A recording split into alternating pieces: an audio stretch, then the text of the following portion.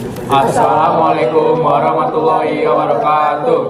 Kami dari kelompok 7 ingin mempresentasikan terkait penggunaan Morse menggunakan suara mata kuliah dasar telekomunikasi, dosen pengampunya Bu Fazan. Sebelumnya izinkan kami memperkenalkan diri.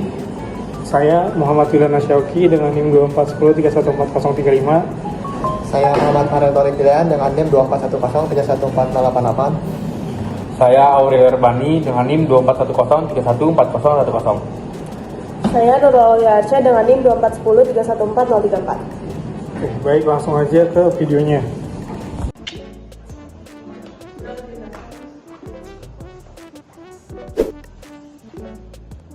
Pada tahun 1830-an, pelukis dan penemu asal Amerika Serikat yaitu Samuel F.B. Morse bersama rekan timnya yaitu Alfred Vail mengembangkan sistem komunikasi baru untuk telegraf listrik. Gagasannya sederhana, tapi revolusionernya mengirim transformasi jarak jauh dengan denyut listrik pendek dan panjang melalui kabel. Penciptaan kode ini untuk menerjemahkan huruf dan angka menjadi sinyal. Morse dan Vail sendiri merancang serangkaian titik yang bisa disimbolkan sebagai dot dan garis disimbolkan sebagai dash. Setiap kombinasi mewakili huruf atau angka, memungkinkan pengirim pesan tanpa perlu peralatan rumit selain pemancar telegraf dan penerima. Penerapan awal sandi Morse itu sendiri yaitu pada tahun 1844. Pesan telegraf publik pertama yaitu What at God Road dikirim dari Washington DC ke Baltimore. Momen ini yang menandai lahirnya komunikasi jarak jauh modern. Dalam beberapa dekade, jaringan telegraf sendiri dengan kode Morse menjalar ke bagian Eropa, Asia, dan benua lainnya.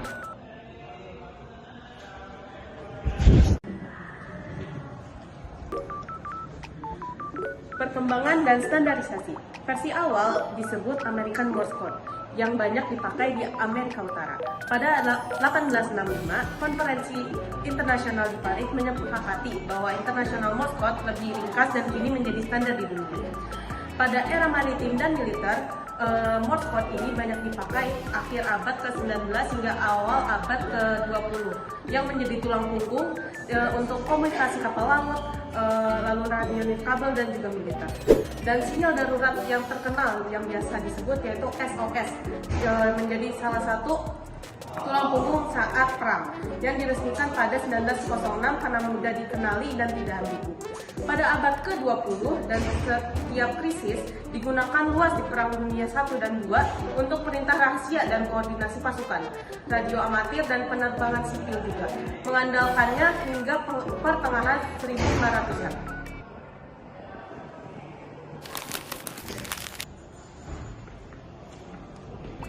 Selanjutnya ada posisi di era modern.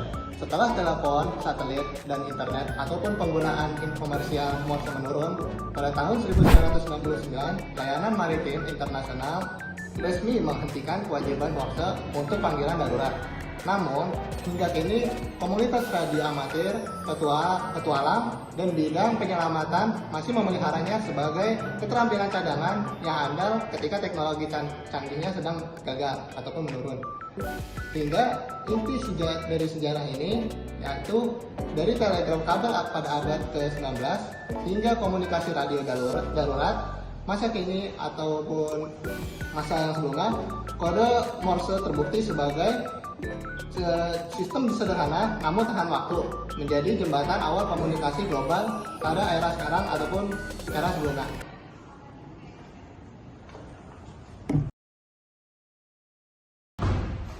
Baik, selanjutnya korelasi Morse dengan perkembangan teknologi. Yang pertama itu, Morse sebagai pemicu revolusi komunikasi, yang dimana pada Morse dan telegraf listrik pada tahun 1830 sampai 1840-an, itu dia sebagai tonggak awal dari komunikasi elektronik global.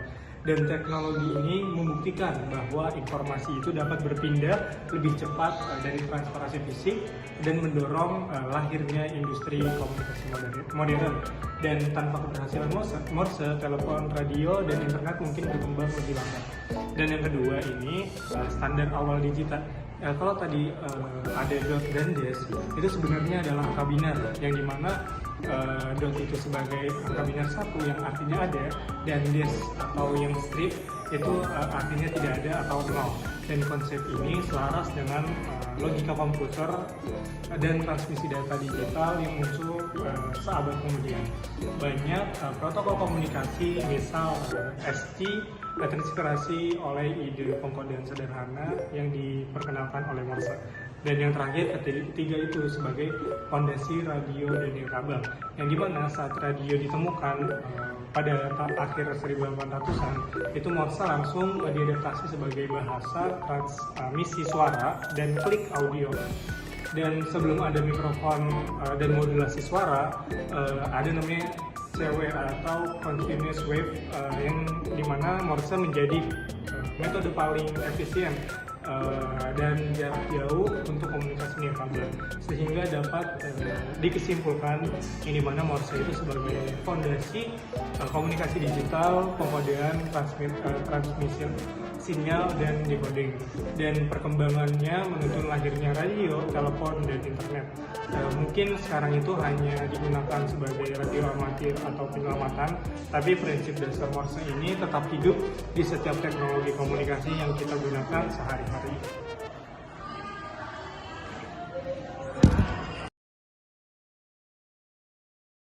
Teman-teman, ini aku ada aplikasi kita bisa menggunakan bahasa Morse dengan suara nih. Kalau boleh tahu apa ya Dan?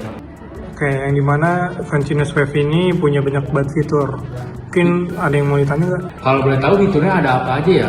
Jadi di sini aku mau ngejelasin fiturnya itu kita mempermudahkan menggunakan bahasa Morse menggunakan suara, tapi yang kita tahu kan mungkin ribet ya, kita harus gunakan fluid atau apa. Ternyata dengan perkembangan teknologi kita bisa nih pakai kode Morse menggunakan aplikasi. Mungkin pertama aku mau kasih tahu tentang handling teman-teman, dimana dulu tuh telegraf atau Morse seperti ini teman-teman.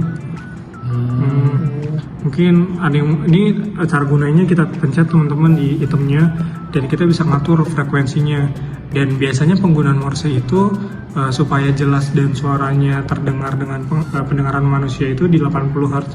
Mungkin kita bisa bandingin aja kali ya, kalau di 80 Hz atau nanti bisa lebih tinggi atau lebih kurang. Pertama kalau huruf A di 80 Hz itu seperti ini teman-teman. Nah, ini muncul huruf A. Tapi kalau kita ubah lagi nih teman-teman ke maksimum Hertz pada aplikasi ini, itu suaranya akan lebih ini teman-teman. Nah gitu, sehingga kalau misalnya berbenturan dengan huruf-huruf lainnya, kayak misalnya dijepetin, itu kuping bakal pengang dan kurang masuk dalam menerima bahasa Morse teman-teman. Atau kalau misalnya direndahin lagi, suaranya bakal lebih berat lagi. Nah mungkin dari teman-teman, menurut teman-teman gimana? Paling enak didengarnya pakai berapa hertz? Dari sekitar 800. Iya benar, di 800. Jadi boleh dilihat di sini. Sini tuh kalau di 80 Hz suaranya lebih mudah terdengar dan lebih jelas kalau pengucapan Morse menggunakan suara-suaranya. Mungkin boleh aja kita lanjut. Di sini tuh ada yang namanya player, atau kita bisa menggunakan atau request nih bahasa apa yang mau kita tampilkan. Mungkin request apa nih teman? Mau request dong Dan. Ini saya anak elektro.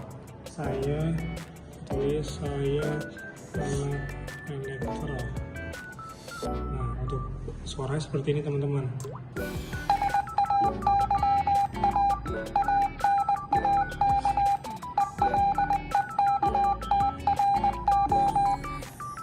Menurut teman-teman kecepatan nggak?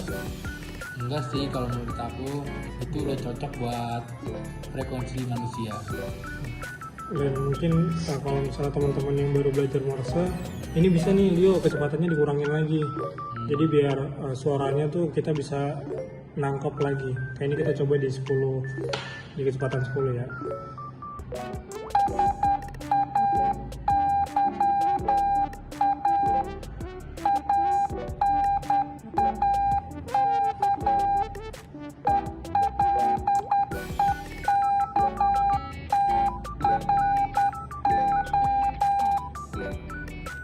keren juga ya. Zaman sekarang udah ada pengganti sandi Morse di aplikasi ya. Mungkin aku boleh kan nyoba ya, nanti aku dengan tampilin suaranya teman-teman bisa jawab bahasa apa yang aku ketik di Morse-nya kali ya. Boleh kan? Ya, untuk soal dengan kecepatan 10 nih teman-teman, nanti ditebak ya kata apa yang aku buat pada sandi Morse ini.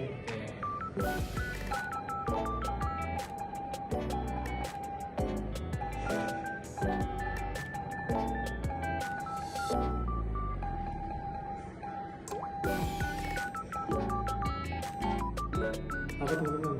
Jawabannya. Aku anak IPN. Banyak teknik. Betul.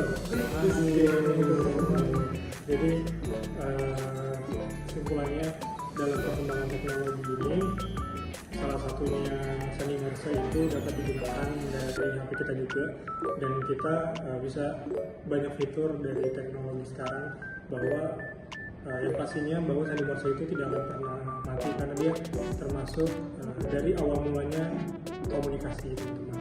Mungkin dari kami sekian.